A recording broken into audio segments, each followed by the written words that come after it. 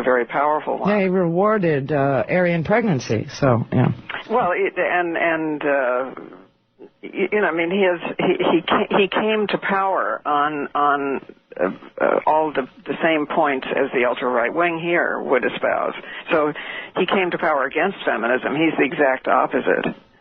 So it's really offensive to say feminazi. It makes no sense. It's like saying Nazi Jew. It makes absolutely no sense. It never did to me either, but for years I had to listen to it because I followed his show, and I would just sit there and, and not understand. I mean, I understood why he was doing it. I just didn't understand how he came to mix. And that it's the ultimate oxymoron, I guess. Well, he's just looking for the worst word that he can find. Yeah, but I do think that, you know, with all fairness to Rush Limbaugh and others, he got born into a culture which told him that unless he was properly masculine, which especially means superior to women, a certain amount of control over women, maybe even domination over women.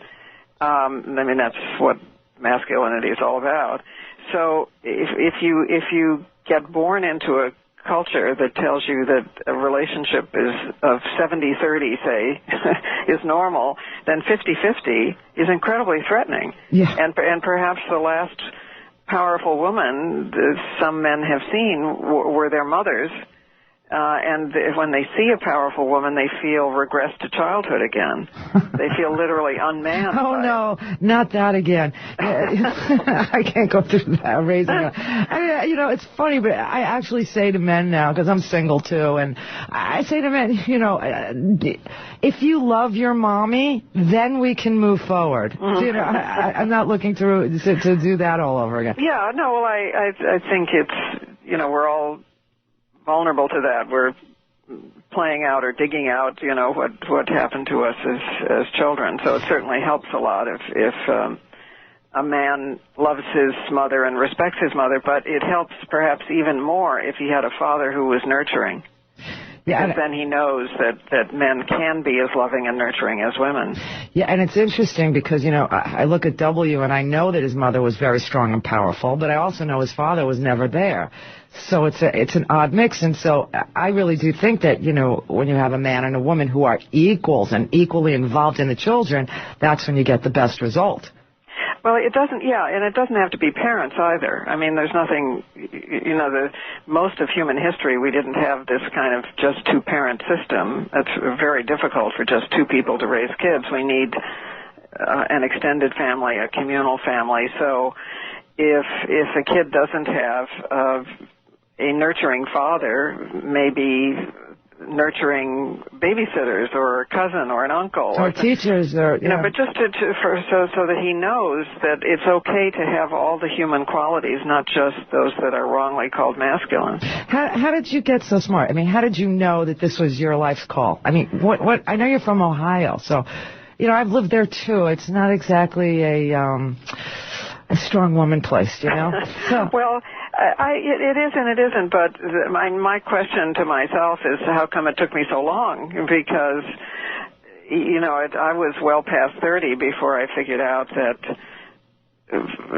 being a good girl was not going to cut it, you know, just working hard, which was what I was told. So you know what? You've just led me into a question I really have burning in my heart for you, okay? Yeah. You know I respect you. You know, there's a lot that I can learn from your life and from you. And I can learn from yours, right? Well, thank you. I don't know if that's true. Because sure it's true, right. I think that you believe that women like me are polarizing or somehow turn-offs. What do you mean, women like you? Well, you know, I'm a ferocious radio voice, and I know when you launched your media company, you said, this is radio for women, and women don't want to hear you know, the polarizing voices, but I am one of those polarizing voices, so...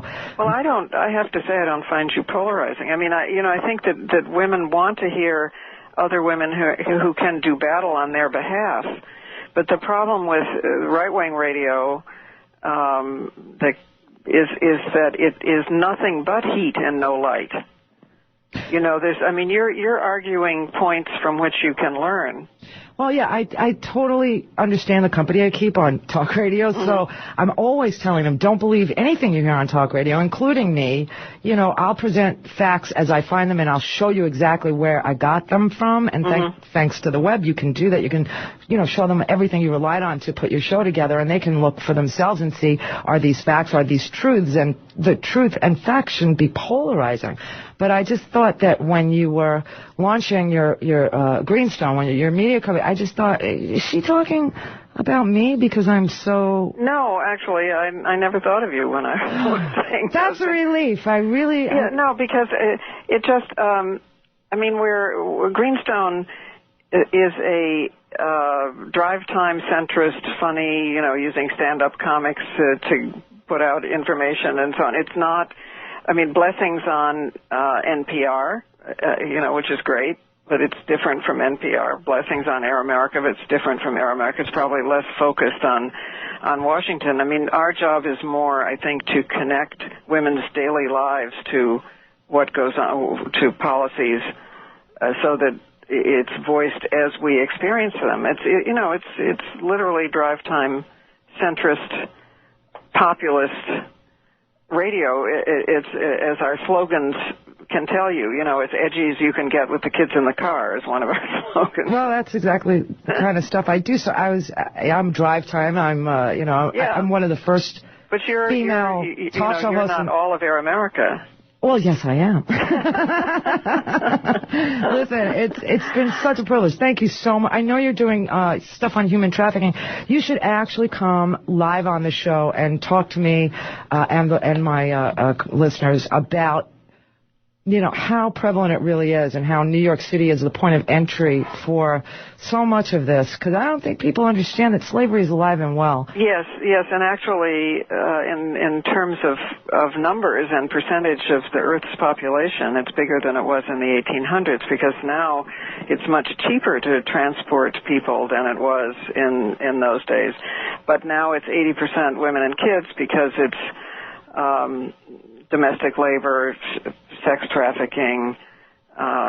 It's not laborers in the field, so much. Although that's true too. I see it. I actually see it. I live here in New York, and I see it. I see a lot of women coming, especially from Moldova and Ukraine. Yes, it's right. Really disturbing. I know. And when people do stories about the immigration question, illegal immigration, they assume that all the illegal immigrants are willing, but a big percentage of them are unwilling. Yeah, and the funny thing about the unwilling women and children, they're white, so you can't really generate a lot of hatred for them. Anyway, thank you for taking the time. I really appreciate it. Thank you, Randy. Thank you. My pleasure. Okay, bye-bye. Gloria Steinem, everybody. Gloria Steinem. And we're done. No, I got one little segment left. It's 50 minutes after. The Randi Rhodes Show, inviting you to step into the light. We're going to spend time in the shadows. We're going to have to work toward the dark side, if you will. This is Air America Radio.